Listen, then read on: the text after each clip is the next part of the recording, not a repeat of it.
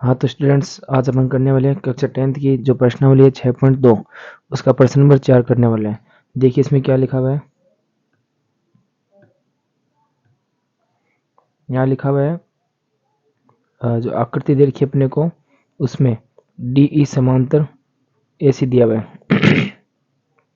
ये देखो, डी समांतर ए सी दिया हुआ है, ये रहा, ये डी ई समांतर ए सी दिया हुआ है। तो अपन आकृति में देख पा रहे हैं बेटा, जैसे ये ए सी जो है ये बी पे आके मिल रहा है, ये जो डी ई है वो भी बी पर आके मिल रहा है। इस प्रकार ये जो दिखाई दे रहा है डी ई और ए सी जो समांतर है, वो दोनों के दोनों ए बी सी त्रिभुज में आ रहे हैं। देखिए ये दोनों के दोनों ए बी सी त्रिभुज के अंदर आ रहे हैं, ए बी सी त्रिभुज के अंदर, है ना। देखिए ये रहा अपना त्रिभुज A B C, A B C के लिए यहाँ आ जाएगा अपना ए, ये हो जाएगा अपना बी, ये बी और ये हो गया अपना सी।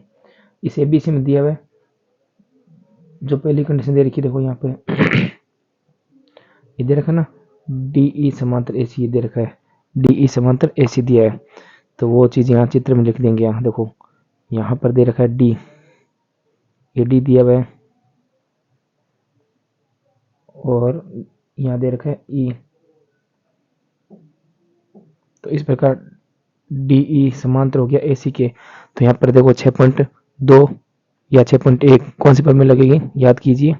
ये हो गया बिंदु डी, अच्छे से लिख देता हूँ। अब देखिए, जब समांतर का संबंध दिया होता है तो शेष दो भुजाओं का अनुपात बराबर होता है। किस प्रमेय के अनुसार होता है ये होता है अपना प्रमेय 6.1 के अनुसार, ठीक है ना। तो यहाँ फिर से प्रमेय 6.1 लगेगी, तो इस त्रिभुज को लेंगे और 6.1 प्रमेय का यूज कर लेंगे। तो जब ये डी ई ऐसी समांतर है तो इसका मतलब ए डी बटा डी बी का अनुपात और सी ई बटा ई बी का अनुपात क्या होगा, बराबर होगा। ठीक इसी प्रकार से ये डी एफ समांतर ए दिया हुआ है, डी एफ समांतर ए दिया हुआ है, ठीक है। तो ये वाला अपने को कहाँ पर दे रखा है वो नोट करेंगे अपन। वो देखो, ये रहा डी एफ, यहाँ पर ये डी एफ दे रखा है यहाँ पे, ठीक है। तो मैं इसको अलग कलर से दिखा देता हूँ, इसको अपन पिंक कलर से दिखा देते हैं यहाँ पे। ये देखो यहाँ पर दे रखा है डी एफ, ये रहा अपना डी एफ, ये देखो डी एफ दे रखा है, किसके समांतर दिया हुआ डी एफ, डी एफ समांतर दे रखा है ए ई के, इसके समांतर दे रखा है ए ई के, ये डी एफ समांतर दे रखा है ए के। तो ये जो आ रहा है वो किस त्रिभुज के अंदर आ रहा है, इसमें आ रहा है ए बी ई त्रिभुज के अंदर आ रहा है। तो मैं इसके लिए अलग से त्रिभुज बना देता हूँ। यहाँ पे ये अलग से त्रिभुज बना दिया इसके लिए मैंने, ठीक है। ये लीजिए, और ये है अपना ए, ये बी और ये अपना ई, ए बी ई। और इसके अंदर क्या दे रखा है समांतर, यहाँ देखिए यहाँ पर दे रखा है डी एफ समांतर ए ही दे रखा है। तो यहाँ पर लिखेंगे डी एफ, यहाँ डी हो जाएगा डी एफ समांतर ए ही हो जाएगा। तो इस प्रकार से इस वाले त्रिभुज एक से तो समीकरण एक बन जाएगी 6.1 प्रमेय का यूज करके, और यहाँ पर भी इस वाले त्रिभुज से समीकरण 2 बन जाएगी 6.1 प्रमेय का यूज करके। तो चलो चलते हैं, लिखते हैं अपन हल। स्टार्ट करते हैं सवाल यहाँ से। तो कहने वाले समझ गए होंगे ना, यहाँ पे भी 6.1 परिमेय का यूज होगा और इस वाले में भी 6.1 परिमेय का यूज होगा, ठीक है। तो यहाँ लिख देते हैं हल। सबसे पहले जो दे रखा है, यहाँ पर दे रखा है डी ई समांतर ए सी। तो ये डी ई समांतर ए सी जो है इस वाले त्रिभुज के अंदर आ रहा है, ए बी सी वाले में आ रहा है। तो लिखेंगे त्रिभुज ए बी सी, त्रिभुज ए बी सी में, त्रिभुज ए बी सी के अंदर आ रहा है ना। तो इस ए बी सी में क्या आ रहा है, ये दिया अपने को डी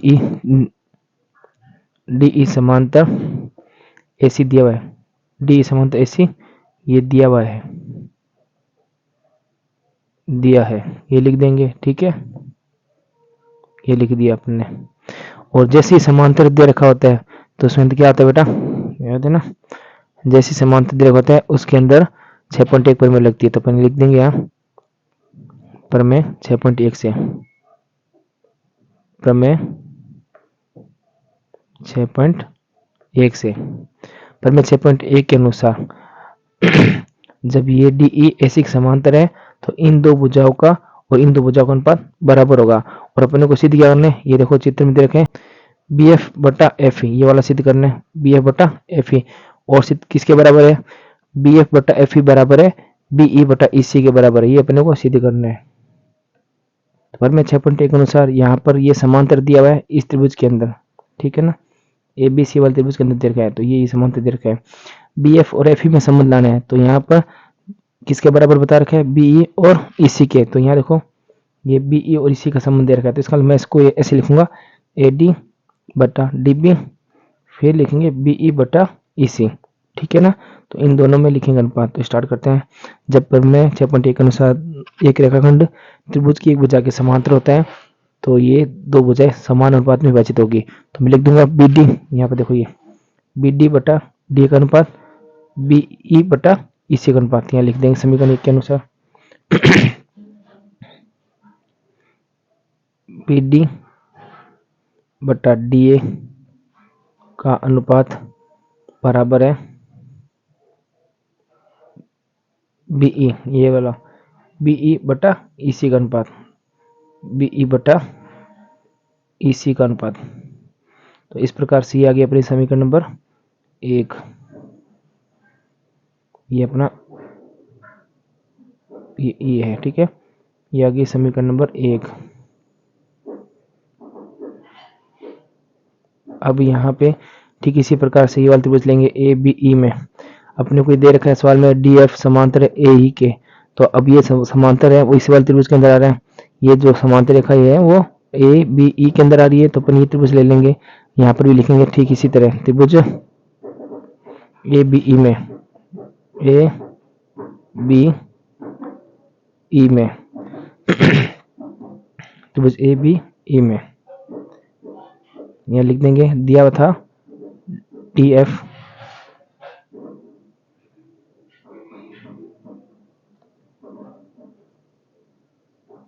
डी एफ समांतर ए दिया हुआ है।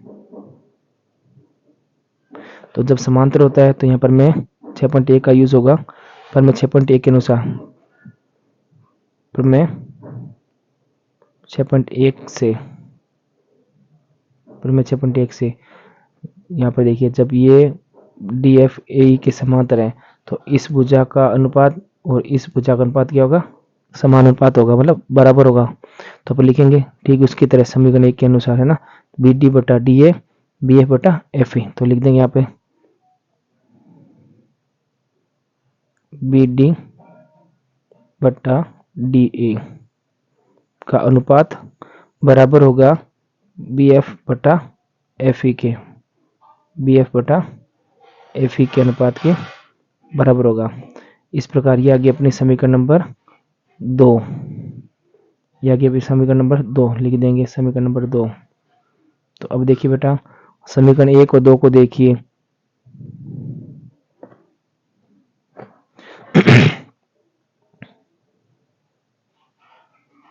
और देखो यहाँ समीकरण 1 2 को देखो, इस समीकरण का ये वाला आर एच एस और इधर भी ये आर एच एस एक जैसा है ना।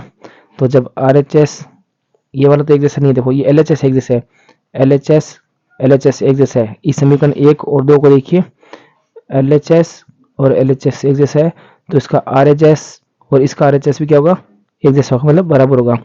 तो नियम क्या कहते हैं, जब दो समीकरणों के अंदर एल एच एस बराबर हो तो उस समीकरण का आर एच एस और आर एच एस भी आपस में परस्पर बराबर होंगे। तो अपन लिख सकते हैं समीकरण 1 और 2 से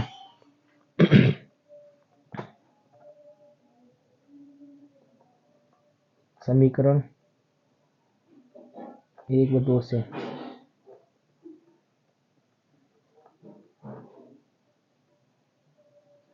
तो जब एल एच एस बराबर है तो इसका आर एच एस भी क्या होगा, बराबर होगा। तो अपन लिख देंगे जो सिद्ध करना है उसमें पहले बी एफ वाला है तो अपन दूसरे समीकरण का एल एच एस पहले लेंगे, ठीक है। तो लिख देंगे बी एफ समीकरण 2 का, ये समीकरण 2 का R H S B F बटा एफ सी बी बटा एफ सी बराबर होगा समीकरण 1 के RHS के बीई बटा EC। ये लाना था, ये सिद्ध करना था, ये अपना सिद्ध हो चुका आंसर है ना। नोट कर लीजिए, हैंस प्रूफ, ये नोट करना था। ये अपने को आंसर लेके आना था, ये आंसर आ गया। ठीक है, नोट कर लीजिए, आंसर आ गया अपना।